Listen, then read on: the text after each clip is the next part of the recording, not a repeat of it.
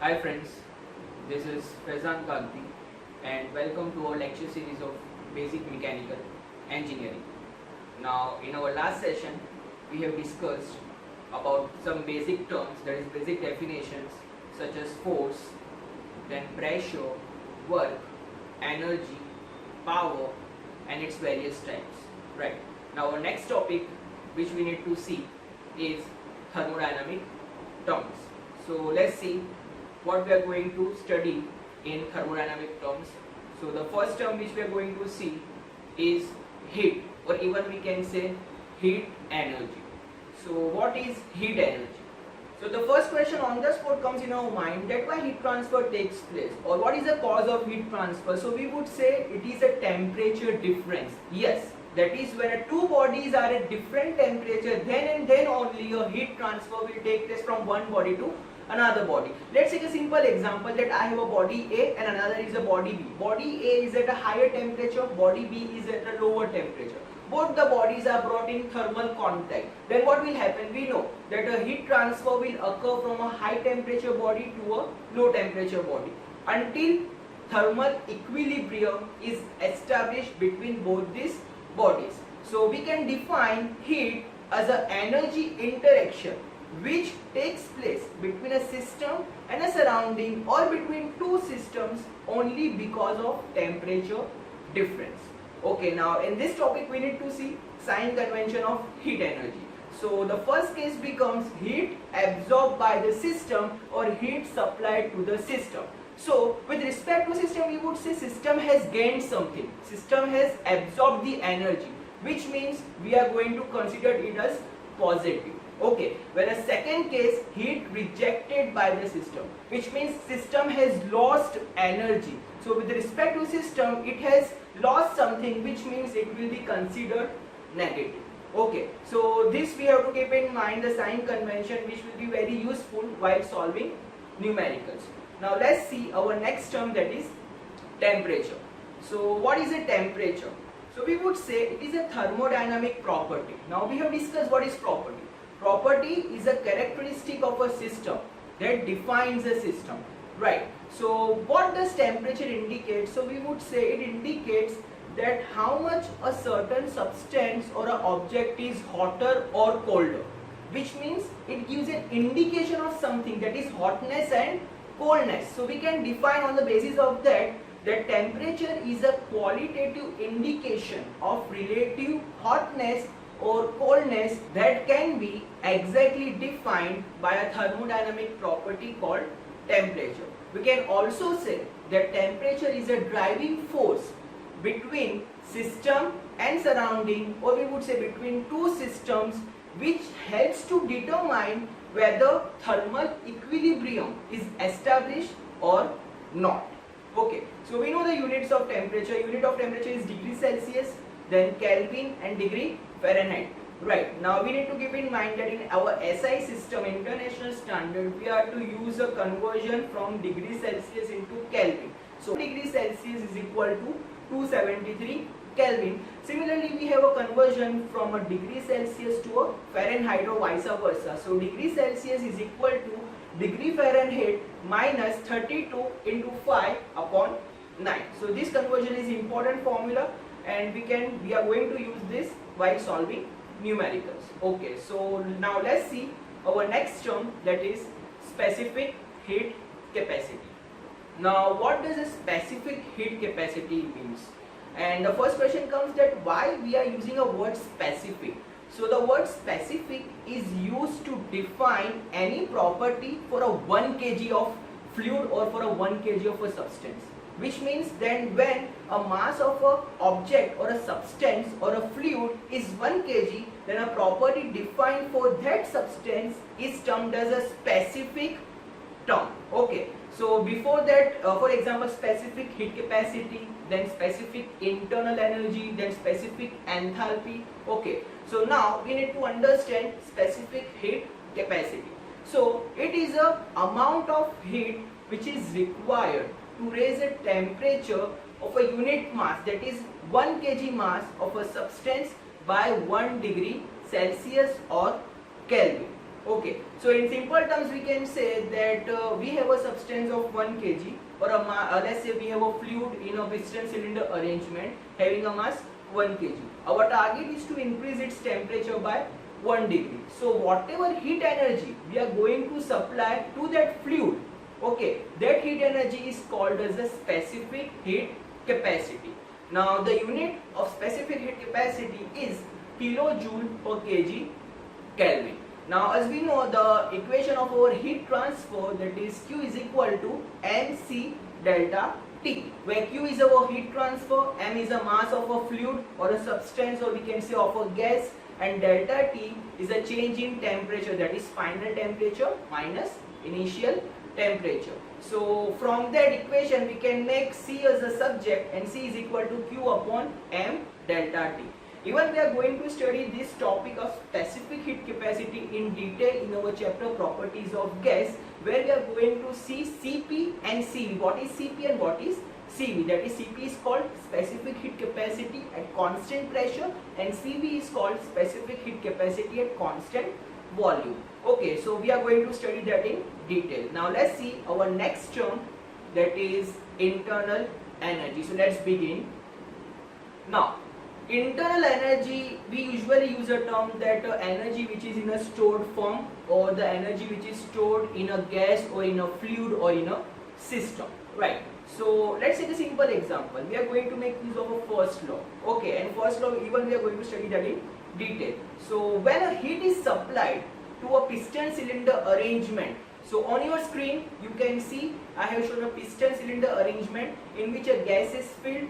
I have shown initial state 1 and a final state 2. So when a heat is supplied to a gas, then some portion of that heat energy will be converted into external work. Now we know when work is done, that when a displacement of a piston takes place, which means some portion of that heat energy will be converted into external work, and the remaining portion of that heat energy will increase the temperature of a gas or that particular fluid. So that energy which is associated with the temperature and that energy which is stored in a gas is called internal energy. Now actual our target is that whatever heat is supplied has to be completely converted into a displacement of a piston. But we know that 100% conversion of energy is not possible, which means only certain portion of heat energy is converted into work, and a remaining portion increases the temperature. So that remaining portion which increases the temperature is called our internal energy. So you need to keep this in mind. Okay, now what is the unit of internal energy? So we would say it is a energy. So the unit will be joule. Okay, so you have to mention over here, according to first law, Q is equal to delta U plus W. Okay, now let's see our next term, that is enthalpy. Now what is enthalpy? So we would say enthalpy is defined as a summation of internal energy and flow energy, or a flow work. Now usually the question comes in our mind that what is flow work, what is flow energy?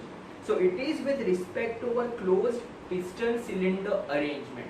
Now flow energy is an energy which is required by a fluid or by a gas in order to push the successive layer of a gas. We know that gas has a combination of molecules, so for pushing or for vibrations to take place inside a we would say a piston cylinder arrangement, or we would say to push the piston, the energy is required. So that energy which is required by a gas to push its next successive layers is called a flow energy. So what does enthalpy represent? So we would say enthalpy represents a heat energy which is stored as well as a flow energy which is required to push the piston. Now we have a mathematical equation for enthalpy, that is H is equal to U plus BV. So again this equation is the most important equation. We will be using it while solving numericals.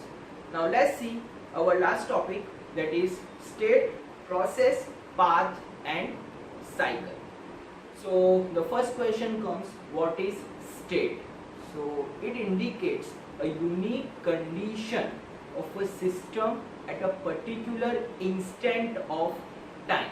Now what does this mean? So we would say, let's take an example that at present it is 9 a.m. Okay, at a particular instant it is 9 a.m.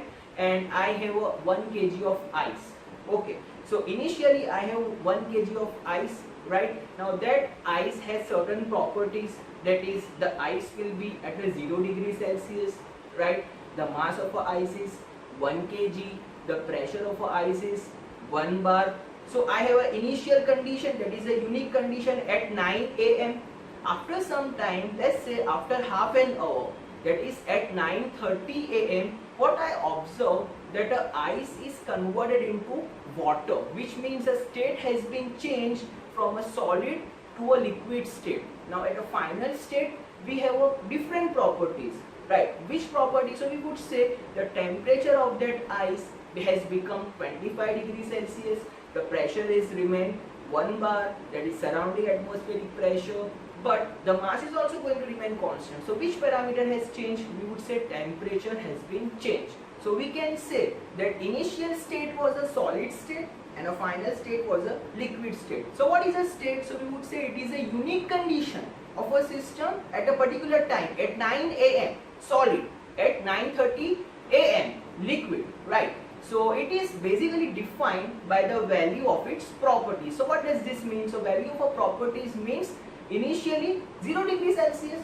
So it is a property, temperature is a property, and at a final state temperature has become 25 degrees Celsius. So why it has happened? So we would say ice has absorbed heat energy from a surrounding atmosphere, right? So heat transfer has taken place. So similarly we can take a case, as you can see on your screen, again a same closed piston cylinder arrangement is shown. So initially at state 1, let's say the gas has a pressure 1 bar, temperature is 25 degrees Celsius and volume is V1. After some time, after supplying heat energy at initial state, it has undergone at a final state, state 2. Its temperature has been increased to, let's say, 50 degrees Celsius, its pressure has been increased to 2 bar, its volume has been increased to V2. So what has achieved? So we would say a state, second state, or a change in state has been achieved. Now the next term is a process. So any change that a system undergoes from one state to another state is called a process. So taking our same example, that is ice is converted into liquid. So which type of process it is? So we would say it is a melting process, right? So any change from one state to another state is called process. Similarly, the next term is a path. So what is a path? So it is a series of states through which system passes during a process. So this piston cylinder arrangement diagram is converted into our PV diagram. So you can see the graph I have shown. Initial state 1 is shown and a final state 2 is shown. So it is indicated by this curve. So this curve from state 1 to state 2 represents a path which a system has followed during a process. Okay. Now the next term is a cycle. So what is a cycle? So we would say a system has undergone a cycle if it returns to its initial state at the end of a process. That is, in general we can say in a cycle, final state and initial state is going to remain same. So taking the same example, that is PV diagram, again you can see on your screen is shown a system, let's say piston cylinder arrangement is going from state 1 to state 2, that is from one state to another state, and after that it is returning from a state 2 to state 1 again. So whatever change, that is a total change in energy, will always be 0. Why? Because we find delta, for example we take an example of delta U, change in internal energy. So how we can find that? So final internal energy minus initial, that is U2 minus U1. But in case of a cycle, U2 will be equal to U1. Why? Because initial state will be equal to final state. So for a cycle, we would say that any type of a change in energy will always be 0. Okay, so I hope you are all clear with the term state, process, path and cycle. Okay friends, so today we are keeping up till here. We will continue with our next topic of thermodynamic laws and a difference between heat transfer and work transfer in our next session. Till then, stay tuned and thank you all.